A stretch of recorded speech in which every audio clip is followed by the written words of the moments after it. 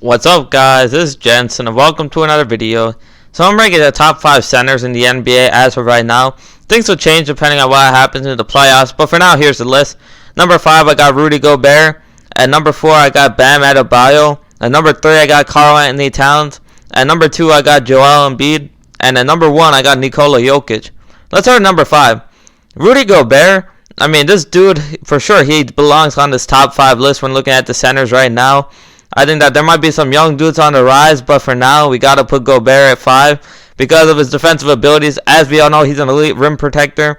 Arguably the best defender in the NBA, but I would say Giannis is. But no doubt, Gobert is up there. And even though you may say that he lacks stuff on offense, he's actually pretty solid. I mean, he's not an elite scorer per se, but in the paint, he can, finish around the hoop.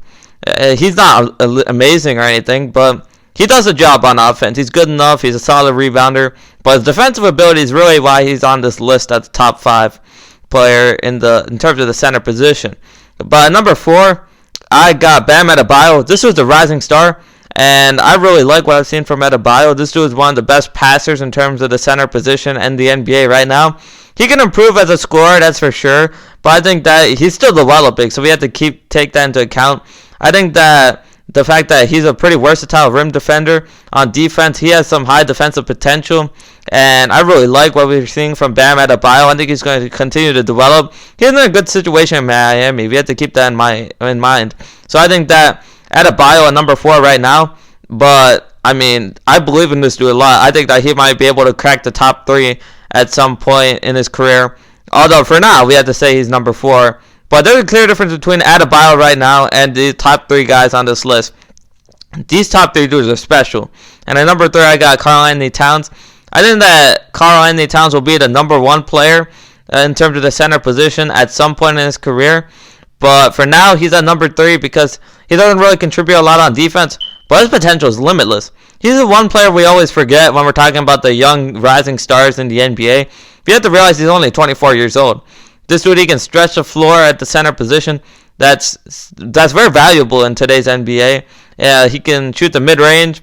He can finish around the hoop. He is pretty gifted in terms of his physical tools. But on defense, obviously that's a concern. I think he could be a good defender if he tries, if he continues to work. But for now, he's number 3 on the list. I think he'll be number 1 someday. Number 2, Joel Embiid. This might be a little controversial to some who may think he's the best center in the world right now. But, I mean, we have to factor in injury concerns, obviously. With Embiid, we know they're there for sure. I really think when it comes to Embiid, we have to realize that consistency with Embiid, it's sometimes hard to find consistency with Embiid because you can question his effort on some nights. Some nights he looks like an unstoppable force, which he is. Like on offense, even though he doesn't really have a jump shot, when Embiid's at his best, you're not stopping him on offense. But at times, he just looks a little tentative, a little soft, you would say. And I think that that's really a huge criticism of Embiid. That's why I've been very critical of Embiid because we know that if this dude continues to dedicate himself to the game, if he continues to stay aggressive, if he continues to take the shots, if he's not being conservative, this dude could be the best player in the world in terms of center, and maybe even a top 5 player eventually. But right now, when we're talking about Joel Embiid, we have to really talk about the consistency because it's not there on the offensive end. Defensively, though, this dude's a beast, and he brings it almost every night. So we have to keep that into account. Maybe only Gobert is better at the center position in terms of defense. But at number 1, I got to go Nikola Jokic. We have never seen a player like Nikola Jokic ever. Like, the ability of him to handle the ball like that, like, he's such a high-usage player at the center position, and then 2020 is very impressive in my opinion. And the offense runs through him. I've never seen a center who they just let him handle the ball like that. Like, obviously, you've seen guys like Kareem, Shaq, where you can dump the ball to them in the paint and they'll just get a ton of points in the paint. But we've never seen a guy who just handles the ball. Like, he can take the ball up the court. I've never seen a player like this. And he can score the ball, obviously. He has a nice three-point shot. He can finish around the hoop. Even though he doesn't have elite physical tools, and he definitely doesn't have elite physical tools, let's make that very clear. But his skill level is amazing. Floater, I mean, it's just amazing what he can do on offense. Even though he's not that great of a defender, I had to put him at number 1 for right now because of what he does on offense.